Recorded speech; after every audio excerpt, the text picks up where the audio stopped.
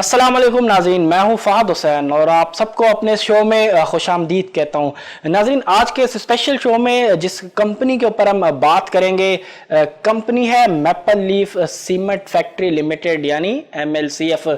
बात करेंगे हम कंपनी के पिछले कुछ सालों की फाइनेंशियल परफॉर्मेंस के ऊपर और नज़र डालेंगे कंपनी के स्टॉक प्राइस के ऊपर पिछले कुछ सालों में क्या कंपनी की फाइनेंशियल परफॉर्मेंस रही, गिवन जो इकोनॉमिक इश्यूज रहे, ख़ास तौर पे जब PMLN की जो गवर्नमेंट के जो कुछ आखिरी के जो साल थे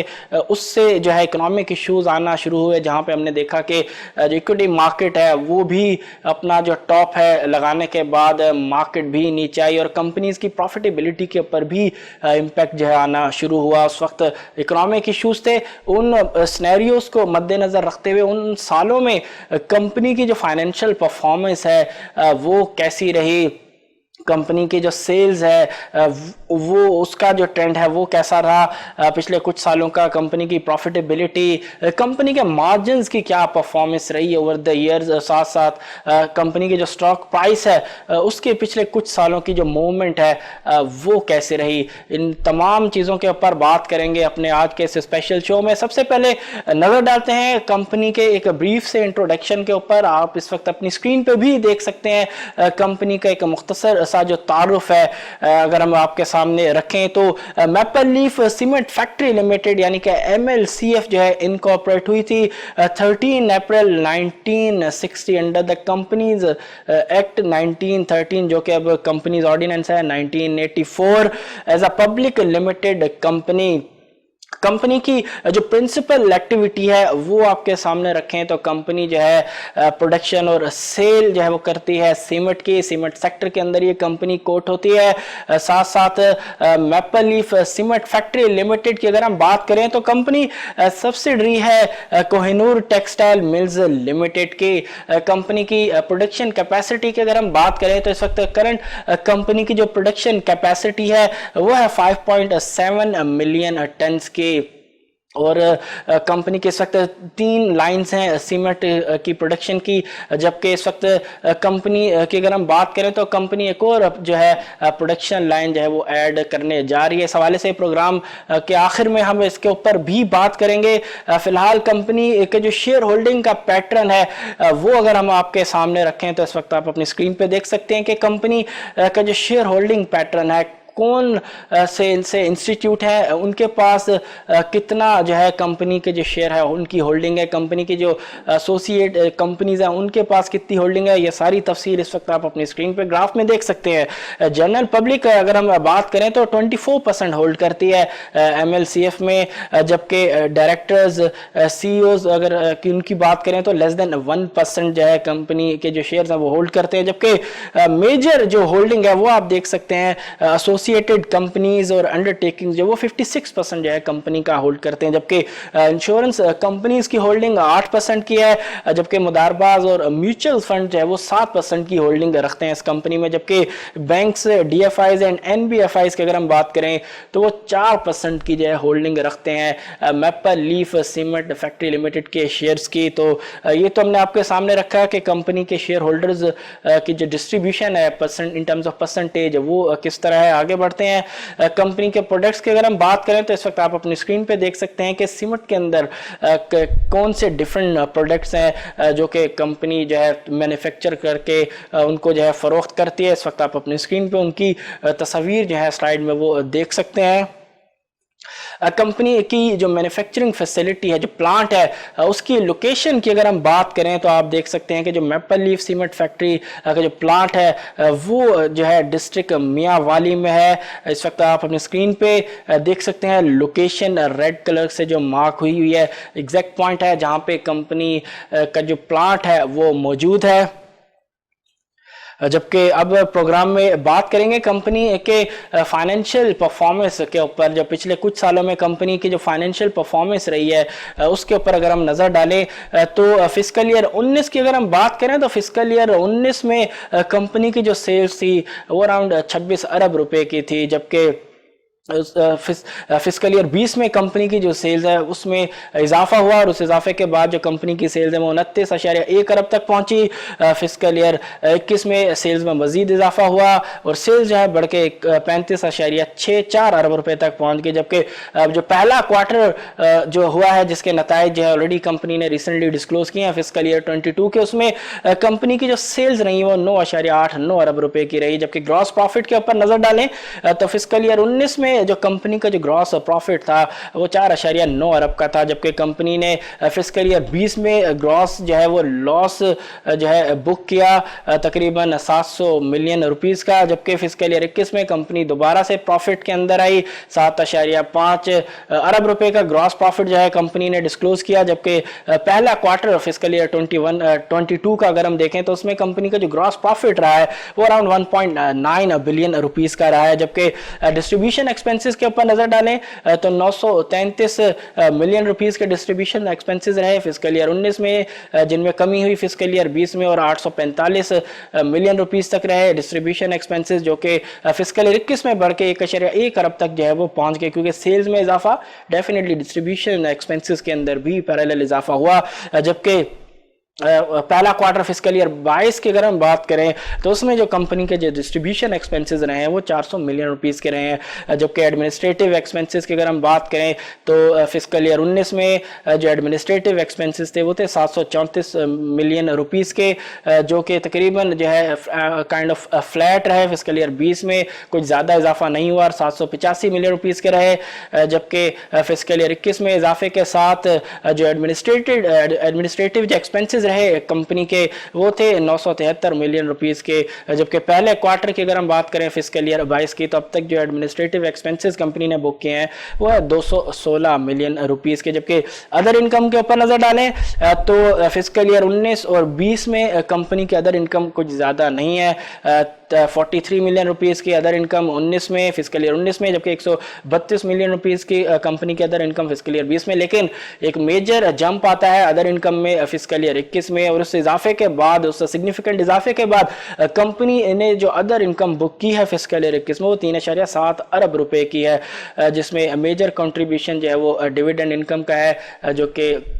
मैपल लीफ सीमेंट की ही जो सब्सिडरी कंपनी है मैपल लीफ पावर, उससे जो है डिविडेंड आया जिसकी वजह से 3.7 अरब रुपए तक की जो है अदर इनकम रही। जबकि पहले क्वार्टर की अगर हम बात करें फिस्कल ईयर 22 की तो अब तक जो कंपनी ने अदर इनकम बुक की है वो 11 मिलियन रुपए की है। जबकि फाइनेंस कॉस्ट के ऊपर नजर डालें तो फिस्कल ईयर 19 में 1.17 अरब रुपए की फाइनेंस कॉस्ट थी, फिस्कल ईयर 20 में फाइनेंस कॉस्ट बढ़ के 2.98 अरब रुपए तक पहुंची। जबकि फिस्कल ईयर 21 में अदर जो फाइनेंस कॉस्ट है उसके अंदर काफी हद तक कमी है और उस कमी के बाद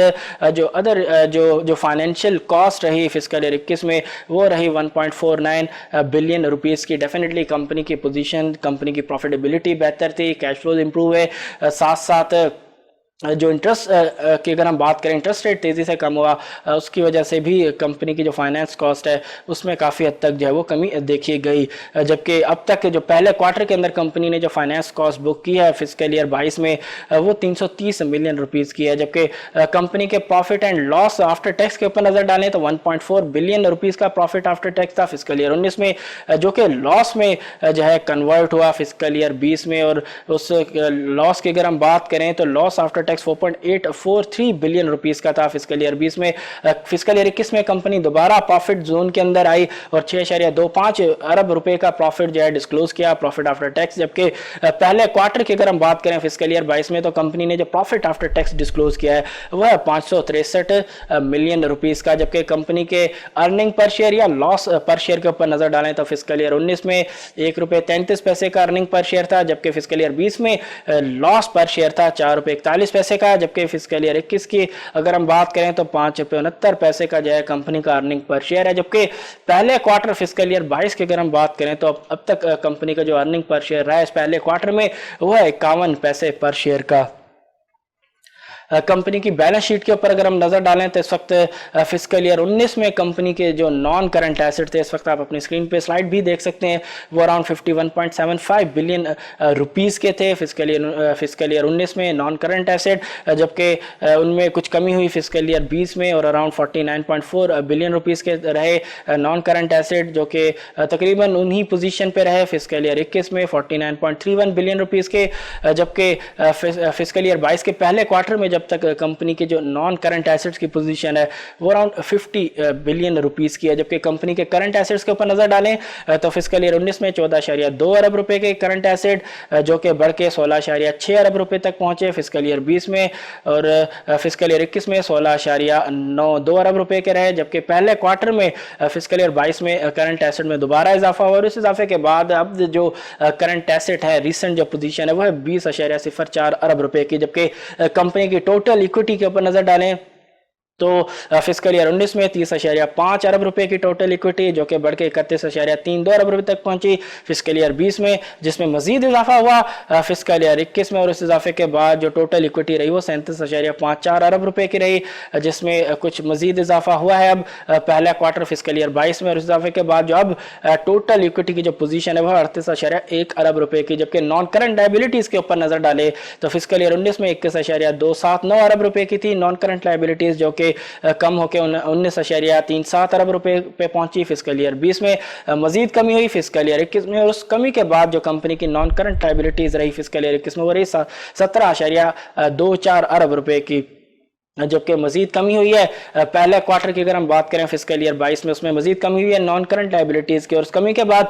जो रिसेंट नॉन करंट लायबिलिटीज़ की जो पोजीशन है वो है 16.75 अरब रुपए की। जबकि कंपनी की करंट लायबिलिटीज़ के ऊपर नज़र डालें तो फिस्कल ईयर 19 में 14.16 अरब रुपए की कंपनी की करंट लायबिलिटीज़ थी, जो कि बढ़ के 15.31 अरब रुपए की सतह पर पहुँच गई फिस्कल ईयर 20 में, क्योंकि कंपनी का लॉस था डेफिनेटली, जिसकी वजह से कंपनी की जो है शॉर्ट टर्म बोरोइंग बढ़ी और साथ साथ इंटरेस्ट रेट भी तेजी से बढ़े थे, जिसकी वजह से कंपनी की जो है करंट लायबिलिटीज है वो भी शॉर्ट टर्म बोरोइंग की वजह से जो है वो तेजी से जो है बढ़ते हुए देखी जा सकती हैं। फिस्कल ईयर 20 में 14.16 अरब रुपए से बढ़ के 15.31 अरब रुपए की सतह पर पहुंची फिस्कल ईयर 20 में, जबकि फिस्कल ईयर 21 में significant decline again current liabilities के अंदर फिस्कल ईयर 21 में 11.449 अरब रुपए पे पहुंची कंपनी की करंट लायबिलिटीज, जबकि फिस्कल ईयर 22 के पहले क्वार्टर की अगर हम बात करें तो कंपनी की जो करंट लायबिलिटीज रही वो 15.17 अरब रुपए की रही। टोटल इक्विटी एंड लायबिलिटीज़ की पोजीशन भी इस वक्त आप अपनी स्क्रीन पे देख सकते हैं, साथ साथ टोटल एसेट्स भी आप देख सकते हैं उस स्लाइड में। ग्राफ के ऊपर अगर हम नज़र डालें तो ओवर द ईयर्स जो कंपनी का जो एक ट्रेंड है सेल्स की अगर हम बात करें क्या ग्रोथ रही वो इस वक्त आप अपनी स्क्रीन में ग्राफ में देख सकते हैं। बड़ी शानदार ग्रोथ कंपनी की टॉप लाइन की अगर हम बात करें फिस्कल ईयर 20 से आप देख सकते हैं ज़बरदस्त ग्रोथ का जो ट्रेंड है सेल्स में टॉप लाइन में वो क्लियरली देखा जा सकता है। कंपनी की सेल्स फिस्कल ईयर 20 में बढ़ी, फिस्कल ईयर 21 में भी बढ़ी, और जो पहला क्वार्टर कंपनी का रहा फिस्कल ईयर 22 का उसमें इवन ज़्यादा ग्रोथ जो है वो डिस्क्लोज की गई है कंपनी की जानिब से। सेल्स में ओवर 30% की ग्रोथ है कंपनी की सेल्स में ईयरली बेसिस पे अगर हम देखें फिस्कल ईयर 22 के पहले क्वार्टर में, तो ट्रेंड डेफिनेटली राइजिंग ट्रेंड है इस वक्त कंपनी की सेल्स की अगर हम बात करें। जबकि ग्रॉस मार्जिन के ऊपर अगर हम नज़र डालें तो ग्रॉस मार्जिन कुछ ज़्यादा बेहतर नहीं रहे। फिस्कल ईयर 20 में कंपनी का जो है ग्रॉस लॉस था, डेफिनेटली ग्रॉस मार्जिन जो है वो नेगेटिव जोन में थे। देन फिस्कल ईयर 21 बेहतर रहा, उसके साथ कंपनी का जो ग्रॉस प्रॉफिट है साथ साथ ग्रॉस मार्जिन है वो भी आप देख सकते हैं कि उसमें भी ज़बरदस्त इंप्रूवमेंट जो है वो देखी गई। लेकिन जो पहला क्वार्टर रहा है फिस्कल ईयर 22 का उसमें अगर हम देखें तो दोबारा से जो कंपनी के जो ग्रॉस मार्जिन है वो ग्राफ में भी आप देख सकते हैं कि दोबारा से जो ग्रॉस मार्जिन है वो डिक्लाइन हुए। डेफिनेटली जो कॉस्ट प्रेशर्स हैं वो थोड़े बड़े, जो कोल की प्राइसेस है वो बड़ी, जिसकी वजह से जो कंपनी के जो ग्रॉस मार्जिन हैं वो पहले क्वार्टर में आप देख सकते हैं कि कुछ उसमें जो है कमी देखी गई है। कंपनी के नेट मार्जिन्स की अगर हम बात करें, नेट मार्जिन्स फिस्कल ईयर 21 में इंप्रूव हुए, लेकिन दोबारा जिस तरह ग्रॉस मार्जिन्स कंपनी के पहले क्वार्टर फिस्कल ईयर 22 में कम हुए, ऐसे ही कंपनी के जो नेट मार्जिन्स है वो भी कम हुए फिस्कल ईयर 22 के पहले क्वार्टर में। आप देख सकते हैं ट्रेंड क्या रहा। फिस्कल ईयर 21 में कंपनी के जो नेट मार्जिन्स है वो डबल डिजिट में आए, देन उसके बाद स्टीप डिक्लाइन दोबारा से कंपनी के नेट मार्जिन्स में भी रहा, जिस तरह कंपनी के ग्रॉस मार्जिन्स में रहा पहले क्वार्टर फिस्कल ईयर 22 में। कुछ इंपॉर्टेंट पॉइंट्स आपके सामने रखें। कंपनी की जो मैनेजमेंट है उसने रिसेंटली जो है एक कॉर्पोरेट ब्रीफिंग जो है वो मुनक्किद की, जिसमें कुछ इंपॉर्टेंट जो इन्फॉर्मेशन है वो जो है डिस्क्लोज़ की गई। वो आपके सामने उसके कुछ इंपॉर्टेंट पॉइंट अगर हम रखें तो जैसा कि प्रोग्राम के आगाज़ में कहा था कि कंपनी की ऑलरेडी 3 लाइन्स हैं प्रोडक्शन की, चौथी लाइन के ऊपर जो है वो काम हो रहा है। इस हवाले से तकरीबन अगर उसकी कैपेसिटी की बात करें तो 7000 टन पर डे जो है इसकी कैपेसिटी होगी, जो कि अराउंड रफली 2.1 मिलियन टन जो है बनती है। उसके ऊपर अगर हम बात करें तो उसका जो 20% काम है उसका वो हो चुका है, जबकि कुछ शिपमेंट जो है सिग्निफिकेंट शिपमेंट्स हैं वो पहला क्वार्टर कैलेंडर ईयर 22 में जो है वो आ जाएंगे। उसके बाद जो कंपनी के मुताबिक जो टाइम फ्रेम है कि कब तक प्लान जो है वो ऑनलाइन हो जाएगा, वो टाइम है अक्टूबर नवंबर 2022 का। 2022 अक्टूबर नवंबर में जो है कंपनी एक्सपेक्ट कर रही है कि जो प्रोडक्शन फैसिलिटी है 4th लाइन की जो प्लांट है वो ऑनलाइन हो जाएगा इस टाइम तक। इसके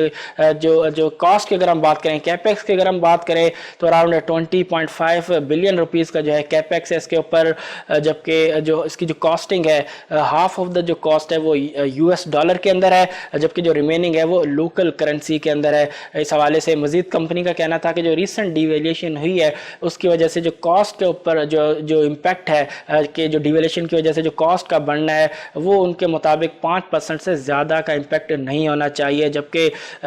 ये लाइन आने के बाद, ये चौथी लाइन आने के बाद कंपनी की जो प्रोडक्शन कैपेसिटी है वो 5.7 मिलियन टन से बढ़ के अराउंड 7.8 मिलियन टन तक जो है वो पहुंच जाएगी, जिसके बाद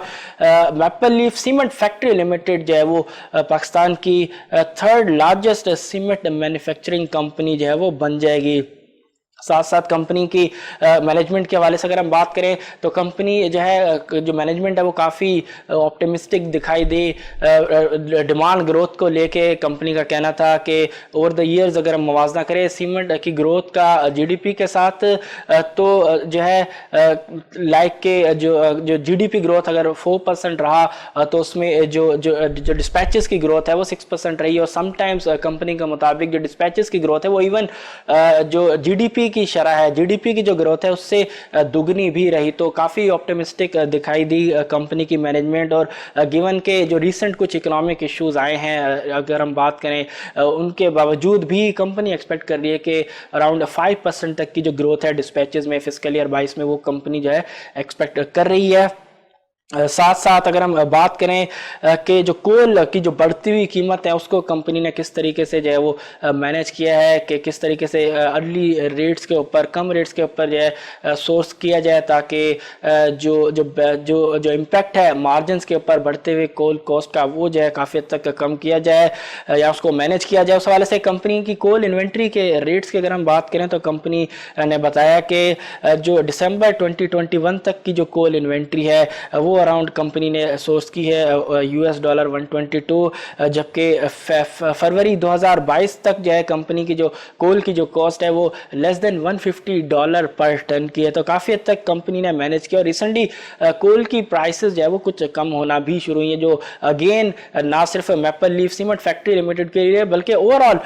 जो सीमेंट सेक्टर है उसके लिए भी काफ़ी हद तक पॉजिटिव खबर है। साथ साथ कंपनी के मार्जिन के हवाले से अगर हम बात करें तो कंपनी की जो मैनेजमेंट है वो काफ़ी जो है इस हवाले से भी पॉजिटिव दिखाई दी। कंपनी के मैनेजमेंट का कहना था कि जो मार्जिन है वो काफ़ी हद तक जो है वो इंटैक्ट रहेंगे क्योंकि प्राइसेस जो है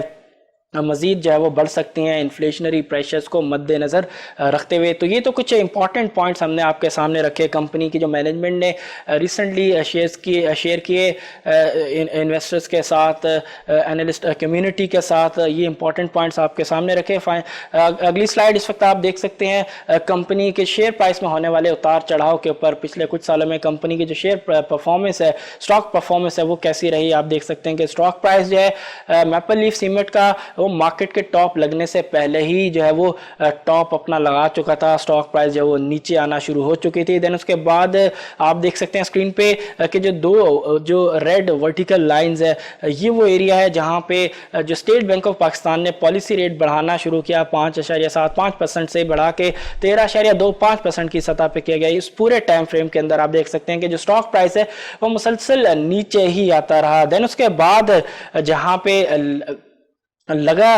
कि जो पॉलिसी रेट है वो पीक कर गया, वहाँ पे आप देख सकते हैं कि जो स्टॉक प्राइस है वो आहिस्ता आहिस्ता जो है वो स्टेबल हुआ। उसके बाद आहिस्ता रिकवरी आना शुरू हुई। और फिर जो ब्लू वर्टिकल लाइंस है, ये वो टाइम है जहाँ पे स्टेट बैंक ऑफ पाकिस्तान ने